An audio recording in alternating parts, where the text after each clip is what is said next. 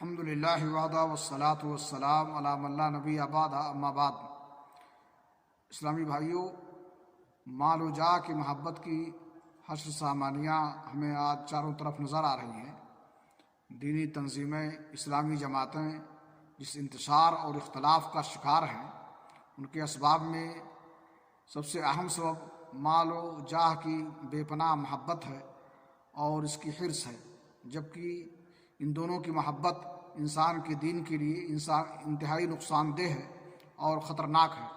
سنن ترمذی کی روایت ہے، اللہ کے نبی جناب محمد رسول اللہ صلی اللہ علیہ وسلم نے فرمایا، ما ذئبان جائعان ارسلا فی غنم بافسد لها من حرص المرء علی المال والشرف لدینہ، کہ دو بھیڑیے جنہیں بکریوں کے ریوڑ میں بھیج دیا جائے تو بکریوں کو اتنا نقصان پہنچانے والے نہیں ہیں، اور ان سے بکریوں کا اتنا نقصان نہیں ہوگا جتنا نقصان انسان کا مال اور جاہ سے محبت کرنا اس کے دین کے لیے ہوتا ہے۔